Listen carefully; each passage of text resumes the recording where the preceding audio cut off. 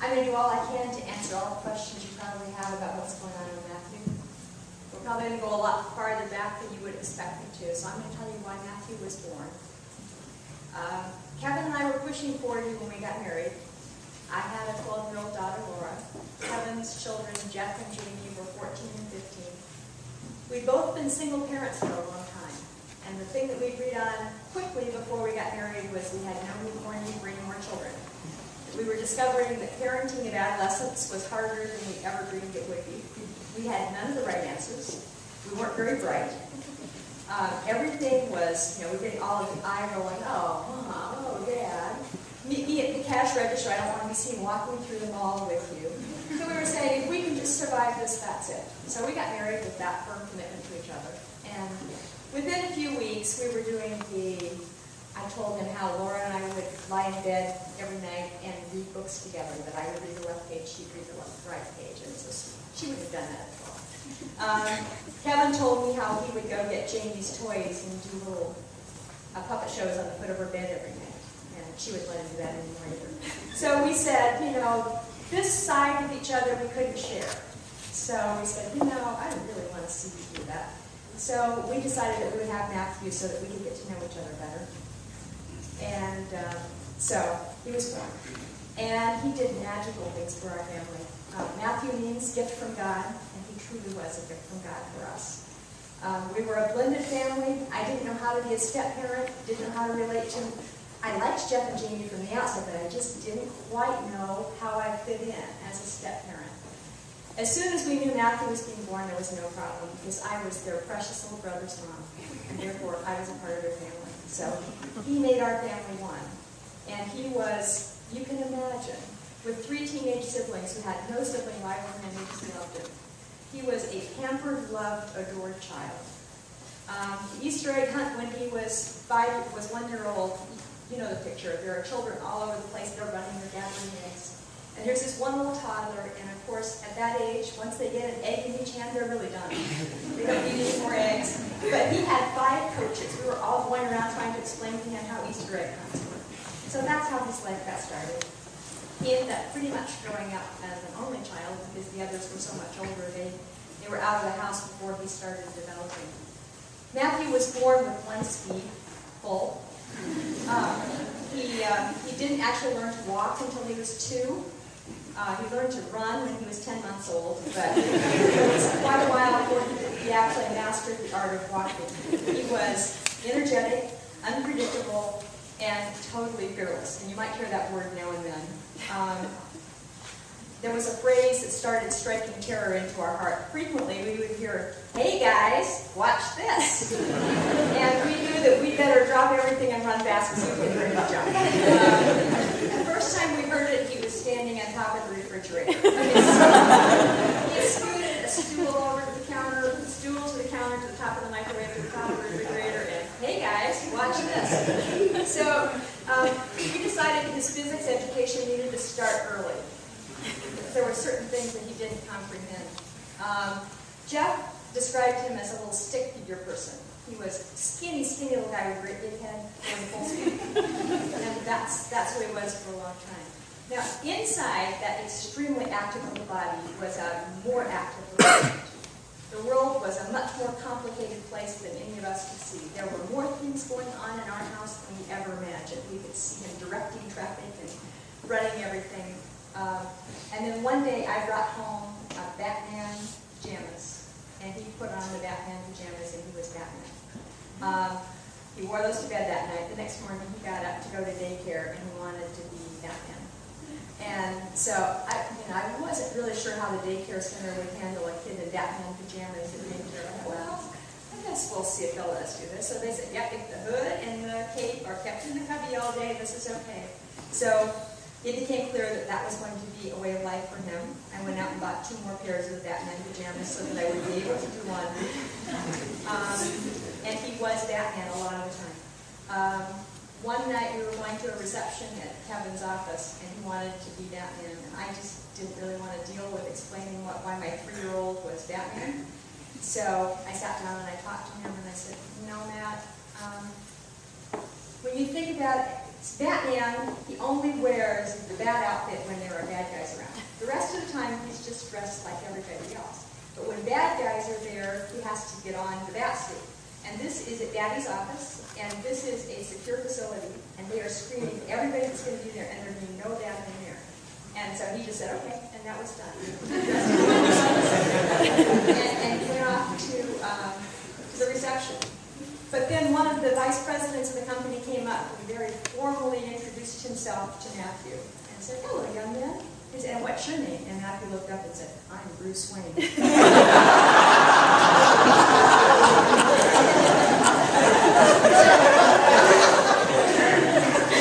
After that, his grandmother made him a pirate outfit, so he was a pirate. She gave that to him for Christmas, and he pulled her aside after Christmas and said, could I please have a Santa Claus outfit? So when Matthew went to daycare when he was 3 or 4 years old, he would be Batman or Superman or a pirate or Santa Claus. The daycare center was inside an office building, so I always had this little person in tow, and I'm sure they thought I was just a very strange mother. Anyway, that's who he was. And the reason I'm saying that is he always was that person. And I'm sure that some of you saw that coming out in him.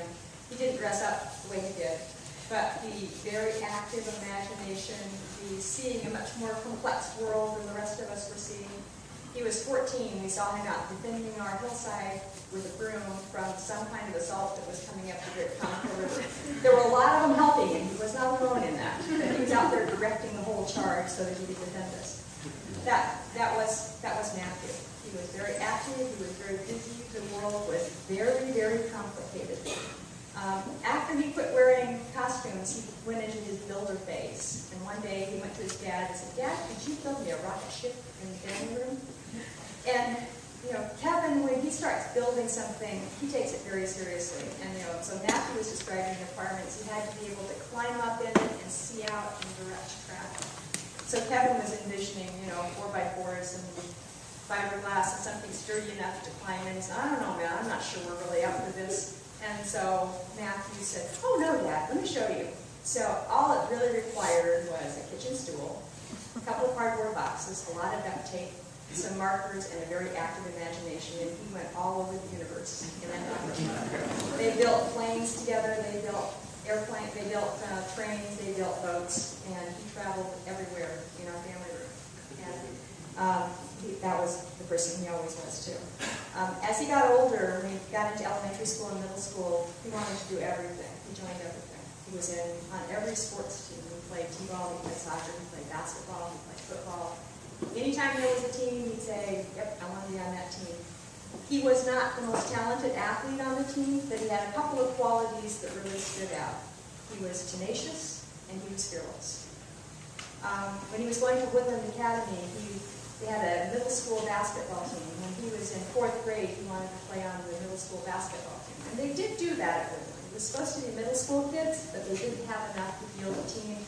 So they would let the 4th graders and the 5th graders play on the middle school team. Matthew was really small, and so for Matthew in 4th grade to be on a middle school basketball team, he was obviously not going to be on offense. He was amazing on defense. The member of his team called him the Pain, because he was down there at the level where the ball was being dribbled, and he was after it on every dribble. And he could just stop a game from happening. So he wasn't in a lot, but the coach did put him in when he really needed to slow down the game and give his few good players a bit of rest. So Kane was there. He was into scouting in this phase at the time. He also developed his interest in music. In 2nd grade, he watched an episode of Touched by an Angel where a little boy learned to play the piano. And he says, I want to play the piano. So we found a piano teacher and he started taking piano lessons. Most of you don't know this because he did it very carefully, but he did take piano lessons for 6 years, and he really was pretty good. He played the clarinet in middle school band in 6th grade, the saxophone in 7th grade, then he started playing guitar, and he played guitar the rest of his life. He loved music.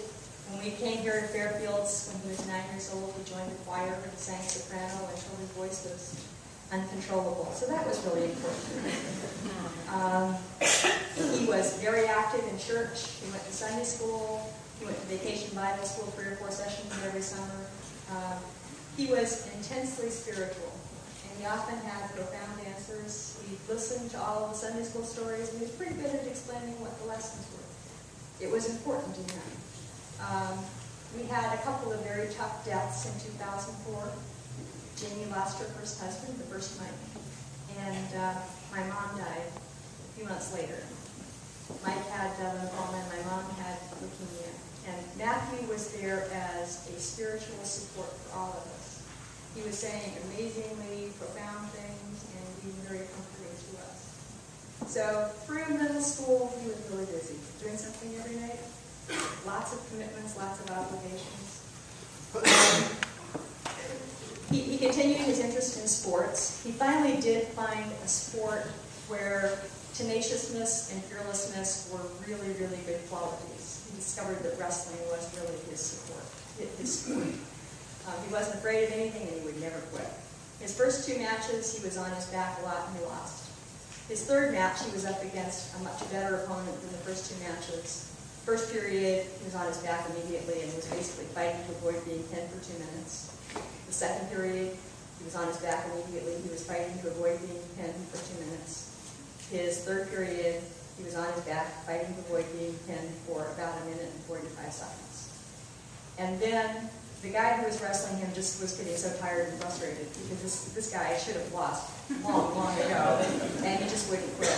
And so his opponent was getting frustrated. He was a good enough wrestler that he wasn't used to going 6 minutes in middle school, and Matthew pinned him. And so that's when he said, you hang in there long enough. So that was really what started him down the path of wrestling. So that's kind of how he was through middle school. Things started changing when he went to high school. Kevin and Matthew and I were so close. We retired when he was in kindergarten, and we did everything together. We knew that eventually he was going to have to push away from us and push pretty hard, and he did. Unfortunately, he pushed away from more than us. He pushed away from kind of all authority. He didn't want to have anything to do with the church. He said, I still believe in God, and I know there's a God. He said, but I don't like churches. He said, they're just, they spend all their money in the wrong places. They're full of mean people that pick on each other. They're not places where they're doing a job in the church. He said, I don't have any use for the human institution of a church. And the whole Jesus Christ thing just didn't make any sense at all. He said, I don't understand. That I cannot believe that the story of Jesus Christ that I've been told is right. So for about 5 years, he didn't go to church at all, and didn't have any positive things to say about it. He got pretty wild, as you probably guessed by now. But he was wild with friends that we knew were good friends. We were worried, but not terrified, because we knew that these guys cared about each other. Parents were staying in touch. So we knew things were going kind of bad. We kept trying to redirect, but we were not really petrified. Summer after his junior year, things got really bad. He made a decision one night that he has often said, if I could have that night over again, I'd do it differently. He was filling up his car at a gas station, and a guy came up to him and said, I've got some stuff that I can sell you that is legal. There is no test that can detect it. It doesn't cost very much, and it's going to make you feel so good you won't even believe it. And he said yes. And he started down the field of use of synthetic drugs, and he used them really hard. And a lot of the details in this case were kind of vague, and I did not know. I'm telling you the order. I think it happened, not the order I knew about it. But he used a lot.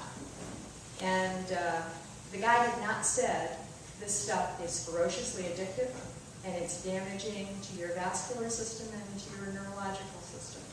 He started figuring that out after 2 months of real intense use. He said, this is bad stuff. I need to get away from it. He started trying to cut back on a lot of this stuff. Then we went to Laura, got married in Washington State in October of his senior year in high school. And that was the first time he'd been away from the Northern Neck for a few days. So he was away for 3 days. And as we were coming back, he just blew up on us. We were getting on the plane in Seattle, and he didn't want to sit with us. He said, I just have to get away from you. And we flew back. We were driving back, landed at Dulles Airport, halfway home, stopped to get gasoline in Fredericksburg, and he was saying, I don't want to live with you guys anymore. I've had it. I want to get away from you. And so he got out of the car when we stopped to get gasoline. He started walking away. Kevin was filling up the car, and I walked after him. And he said, give me enough money so I can take a cab home. You're not getting a cab home from Fredericksburg. And so he said, I just need a break. So he asked me if I would give him half an hour to go walk and cool off. So I think I just need a break. If you'll let me walk by myself for half an hour, I'll meet you at the parking lot at Burger King in half an hour. And I said, okay, not knowing whether he would keep his end of the bargain or not. So Kevin and I went and got a bit to eat, went back in our car and sat and prayed a lot. And half an hour later, he wasn't there. And so I called him on his cell phone. I texted him. And he texted me, he said, I'm on my way, be right there. And he came over and he opened the car door and got into the back of the van and started crying buckets. He was crying and crying and crying. And we couldn't figure out what happened. Are you okay? He was just crying. And then he finally said, I've been talking to Jesus. And I said, oh, that's not what we expected. So we talked a bit, and he said, well, I was so mad at you guys, I wanted to get away from you. He said, but then I started kind of settling down.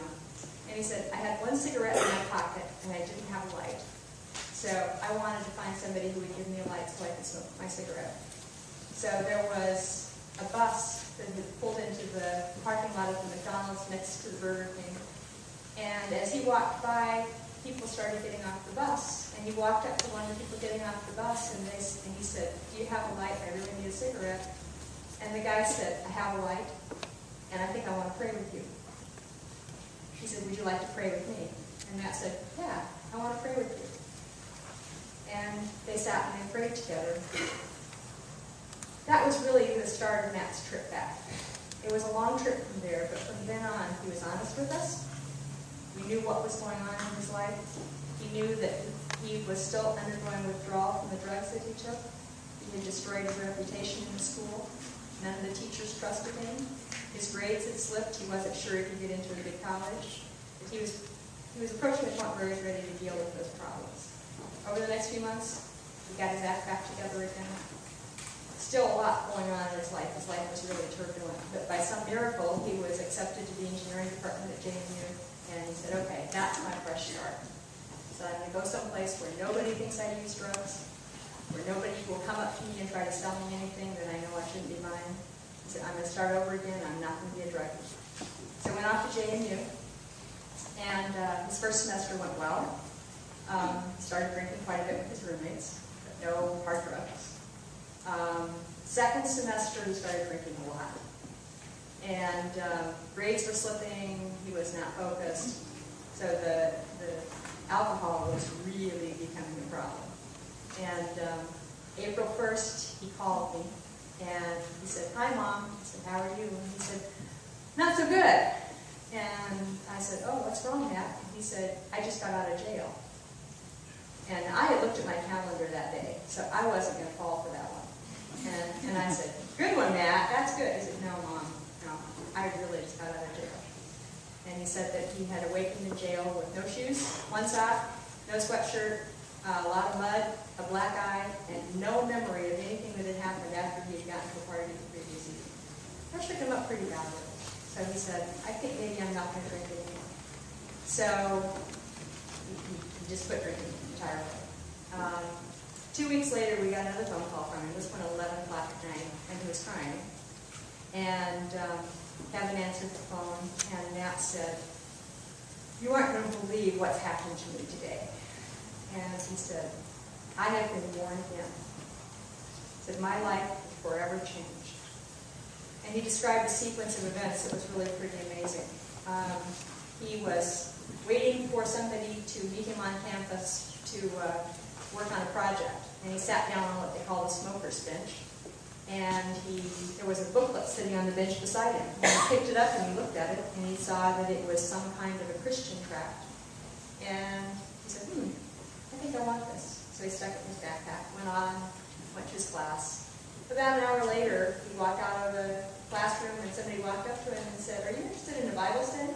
And he said, he's written his testimony, so I know what he said. He said, normally I would have said, nah, dude, I'm good. But that day he said, yeah, I want to go to a Bible study. And so he got directions to a Bible study at 7 o'clock that night. And he went there, and there was no one there. It was an empty building. And when he got there, he was hearing music from another building a little ways over. And he walked in, and it was a black Christian group having their Express Your Passion night. And they were all singing. And he said, I walked in, and it was just amen, hallelujah, praise the Lord. He said, it was just the coolest thing I ever saw. I said, I loved it. So I just felt at home that day. And at the end of the session, they said, does anyone else want to, and they were all singing, does anyone else want to sing a song?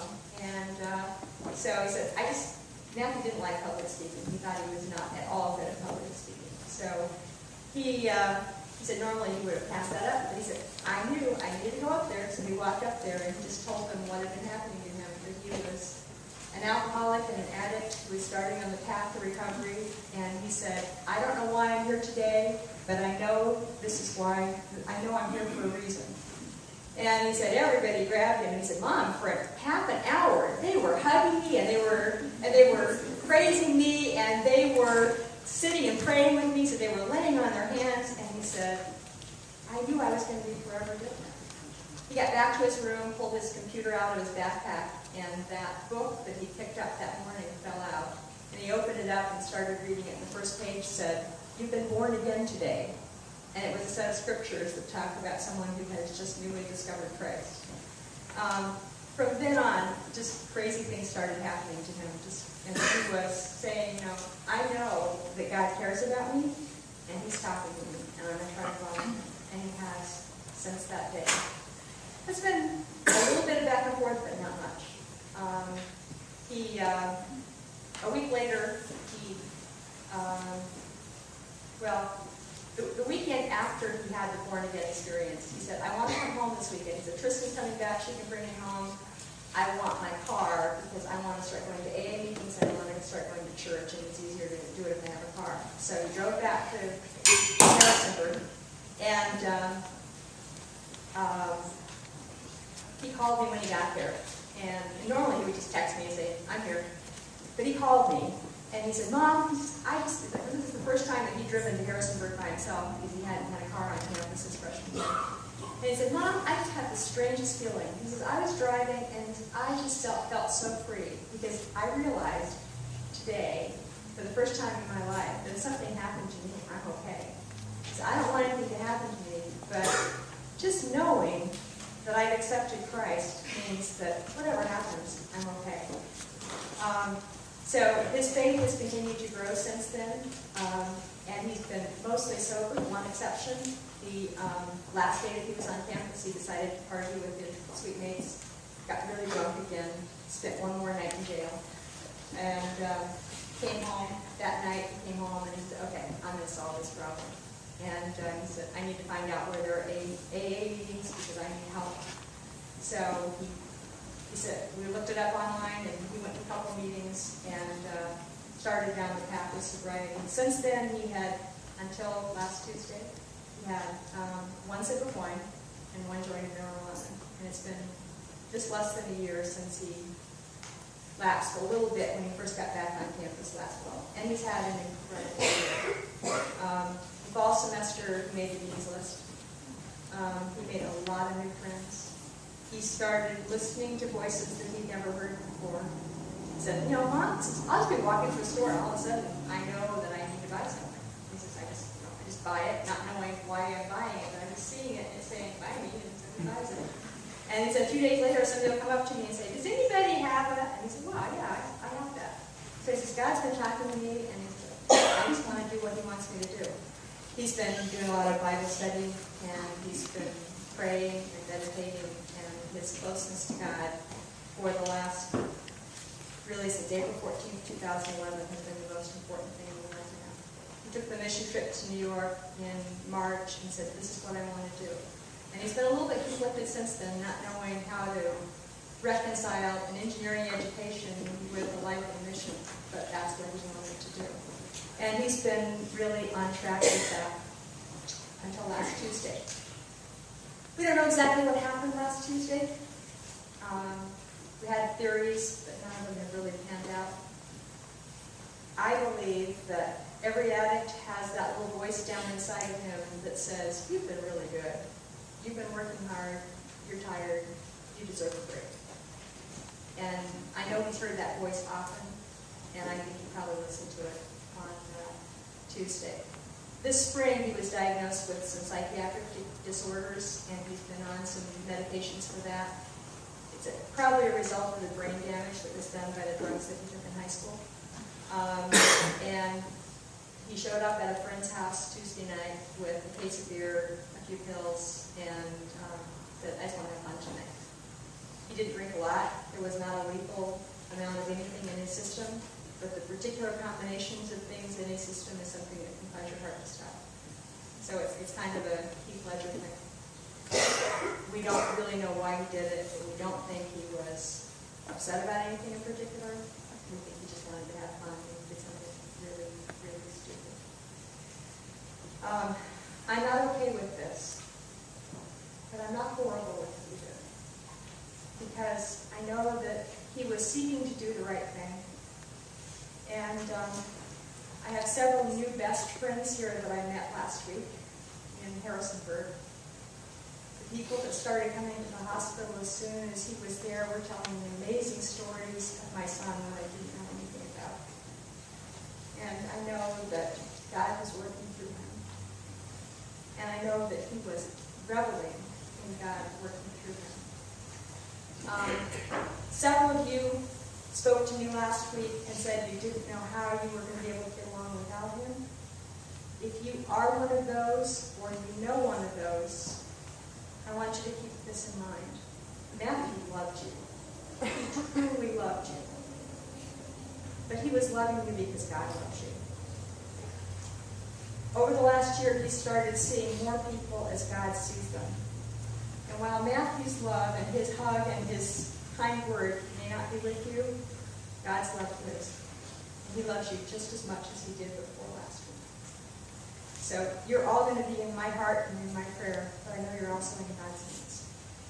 Now, I've talked for way too long, and Matthew had a much shorter version of this story, so we'd like to play for you now a song that Matthew wrote last summer. The day after he came home after his second arrest, he went to the basement and spent pretty much 3 days writing this song. He sang it here at Fairfields last summer. It's a song that tells his story, and so we're going to let him sing it for